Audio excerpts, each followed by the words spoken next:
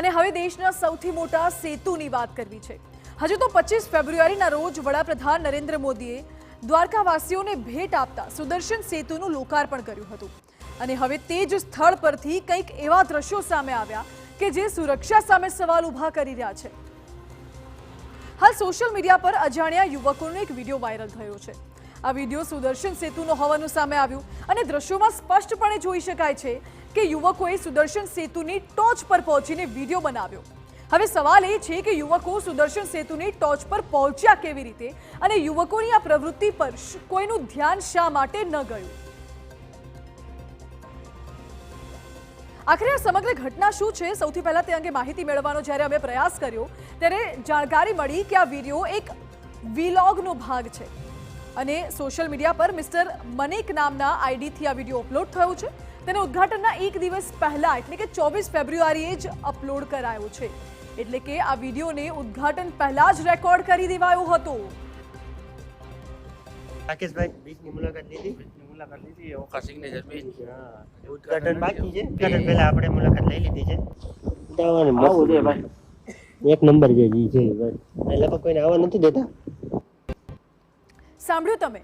યુવક ખુદ કહી રહ્યો છે કે અહીં કોઈને આવવા નથી દેતા। ત્યારે પ્રશ્ન એ છે કે આ યુવકો અહીં પહોંચ્યા કેવી રીતે? જો કે તેનો જવાબ પણ આ વિડીયોમાંથી જ સામે આવી રહ્યો છે।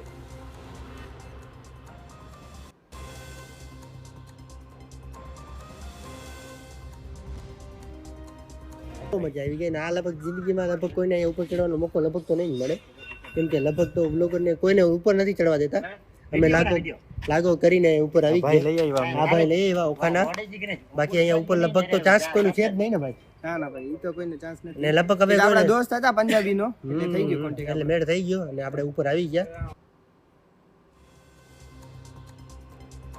ભલે આ વિડીયો ઉદ્ઘાટન પહેલાનો હોય,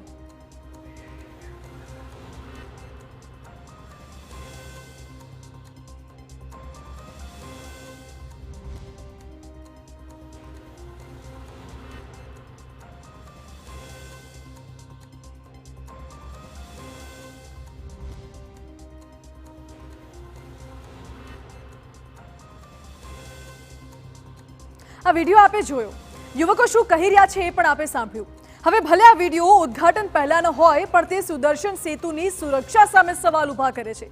પ્રશ્ન એ છે કે શું કોઈની પણ લાગવગથી આ રીતે સુદર્શન સેતુની ટોચે પહોંચી શકાય છે? યુવકોની આ પ્રવૃત્તિ શા માટે સુરક્ષા કર્મચારીઓના ધ્યાન પર ન આવી? જો આ રીતે કોઈ અનિચ્છનીય ઘટનાને અંજામ અપાયો હોત તો જવાબદાર કોણ હોત? અને જો કોઈ દુર્ઘટના પણ સર્જાઈ ગઈ હોત તો જવાબદારી કોની? આ યુવકો સૌથી પહેલા તો સુદર્શન સેતુના બ્રિજના ટોચ ઉપર પહોંચ્યા કેવી રીતે? કોઈનું ધ્યાન શું કામ ના પડ્યું?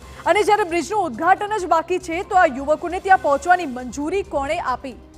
લાગવગથી આવ્યા છે તો એવી રીતે કોની લાગવગ છે એ પણ મોટો સવાલ ઉઠી રહ્યો છે કે ઉદ્ઘાટન પહેલા જ બ્રિજના ટોચ પર જઈને આ વિડીયો બનાવવામાં આવ્યો અને પહેલો વિડીયો નથી। બ્રિજના ઉદ્ઘાટન પહેલા અગાઉ આવા વિડીયોઝ બ્રિજની ઉપર અવરજવરના પણ વાયરલ થઈ ચૂક્યા છે।